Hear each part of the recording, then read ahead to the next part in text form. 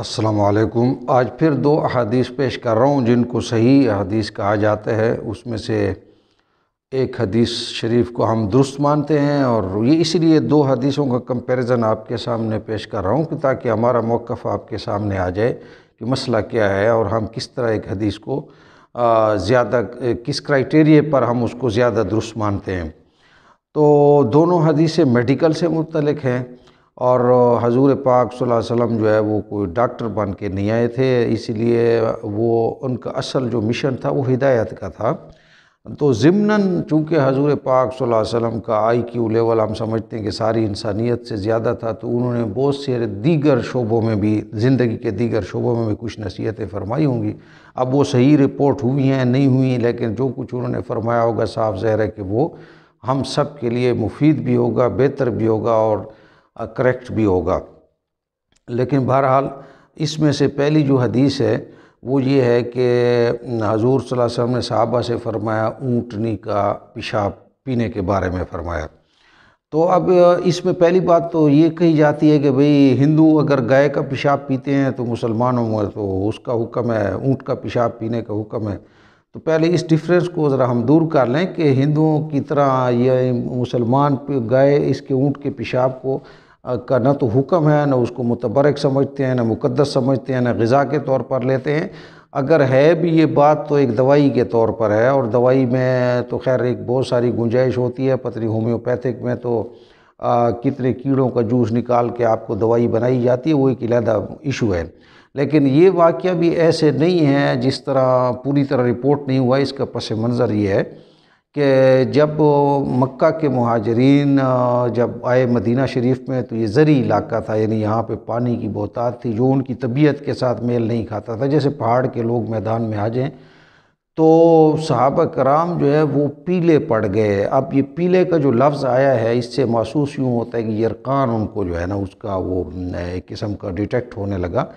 تو حضور پاک صلی اللہ علیہ وسلم نے ان سے کسی ایک صحابی جو ہے ان کو یہ فرمایا کہ جو باقرہ اونٹنی ہو، یعنی جس اونٹنی کا بچہ نہ ہوا ہو، تو صبح کے وقت جو سویرے سویرے اس کا پیشاب ہوتا ہے، اس پیشاب کو دودھ میں ملا کر پینے کی دوائی اس کو بتائی۔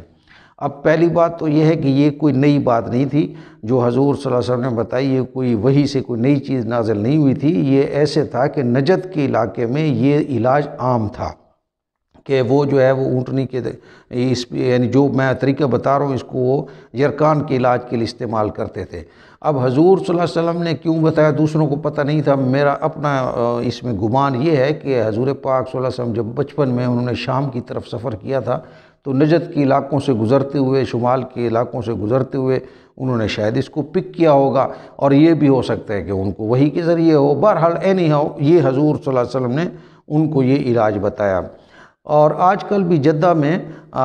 یہ باہر اونٹنیوں کا سوڈانی لوگ دودھ بیچتے ہیں، تو یہ جو اس کے ساتھ یہ صبح سویرے جو ہے جو پیشاب ہوتا ہے اونٹنی کا، یہ 10 ریال کی چھوٹی سی بوتل ملتی ہے یرقان کے علاج کے لیے۔ اور یہ غالباً اس لیے صبح سویرے کے وقت کا کہا گیا کہ رات کو یہ اونٹنی، یعنی جب یہ رات کا وہ چارہ ہوتی ہے اس کو جگالی کرتی رہتی ہے، تو اس سے صبح سویرے جو دودھ بنتا ہے اس میں کوئی ایشو ہوگا بہرحال، تو اسی لیے اس کو سویرے کا کہا گیا۔ اور جدہ میں بھی پھر اس کو یعنی یہ جو پیشاب ملتا ہے اس کو پھر وہ دودھ میں شامل کر دی۔ جو ویڈیو ہے نا یہ کہ وہ پی رہے ہیں کوئی آدمی، پتہ نہیں اب یہ صحیح ویڈیو ہے نہیں ہیں، لیکن اگر صحیح بھی ہیں تو یہ بدو ایک جاہل ہمارے ہاں جیسے ایک وہ کر رہا ہو تو اسلام کی نمائندگی نہیں کرتا، وہ اس کی اپنی کم فہمی کی بات ہے۔ اچھا، پھر جب میں نے یہ حدیث شریف پڑھی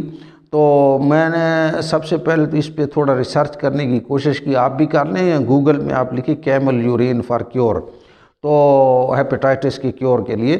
تو برٹش ایک ایجنسی ہے، انہوں نے کافی اس پہ ریسرچ بھی کی ہوئی ہے، اور اس پہ بہت اچھا پازیٹیو ریسرچ، آپ خود اس پہ پڑھ لیں کہ اس کے کتنے مفید اثرات ہیں۔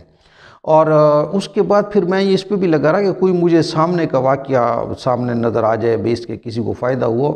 تو محمد رفیع وڑائچ صاحب اس وقت علامہ اقبال ٹاؤن میں رہتے ہیں، ہمارے ساتھ جدہ میں رہتے تھے، وہاں انہوں نے 26 سال گزارے ہیں یا 30 سال گزارے ہیں، سیک میں سعودی الیکٹریسٹی میں انجینئر تھے۔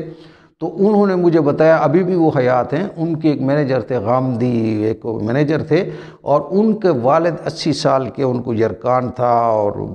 انہوں نے پھر یہ علاج کیا تو انہوں نے کہا کہ اس کی بعد کی رپورٹوں میں بہت زیادہ امپرومنٹ آئی۔ تو خیر یہ بھی ایک واقعہ سامنے آ گیا۔ ان ساری باتوں سے ماورا ہو کر یہ علاج کی صورت میں یہ بات بتائی گئی تھی،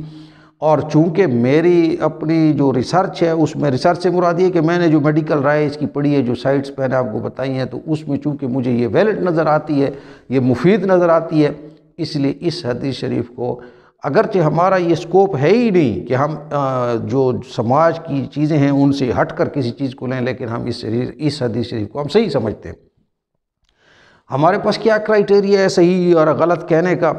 تو ہم عرض کرتے ہیں کہ امام بخاری صاحب کے پاس کیا کرائیٹیریا تھا صحیح یا غلط کہنے کا؟ تو جس طرح ان لوگوں کے پاس ایک کرائیٹیریا تھا، انہوں نے اپنا سیٹ کیا، بے شک ہمارا ان کا کوئی کمپیریزن نہیں بنتا، انہوں نے اپنے علم اور تقوی اور تیسرے فارمولے لگا کر ایک چیز کو انہوں نے صحیح ترین قرار دیا۔ ہم اپنی لاجک کی بنیاد پہ کہہ رہے ہیں کہ قرآن کے علاوہ جو موضوع ہو، اگر وہ موضوع جدید ریسرچ کے مطابق اور ساری چیزوں کے مطابق صحیح ہے اور منطقی ہے اور لاجیکل ہے اور مفید ہے، تو کیوں نہ اس کو تسلیم کر لیا جائے۔ یہ ایک حدیث ہو گیا۔ اب دوسری حدیث شریف ہے جس کو ہم نہیں مانتے۔ آپ کہیں گے کہ بھئی اس حدیث شریف کو آپ ریجیکٹ کرتے ہیں تو آپ منکر حدیث ہے۔ بھئی اگر ایک حدیث شریف کو رسول کا کلام نہ ماننے پر کوئی منکر حدیث قرار پائے، تو پھر سب سے بڑا منکر حدیث تو جو ہے نا وہ امام بخاری صاحب خود بنتے ہیں، جنہوں نے 4-5 لاکھ حدیثیں ان کے سامنے پیش کی گئی، انہوں نے 4,000-5,000 سلیکٹ کیے، باقی سب کو ریجیکٹ کر دیا۔ تو انہوں نے کس بنیاد پر یہ ریجیکٹ کیا کہ اللہ کے رسول کا کلام نہیں ہے، جبکہ ان کو مسلمان ہی بتا رہے تھے کہ اللہ کے رسول کا ہم کلام نقل کر رہے ہیں؟ تو اگر ان کو ریجیکٹ کرنے سے،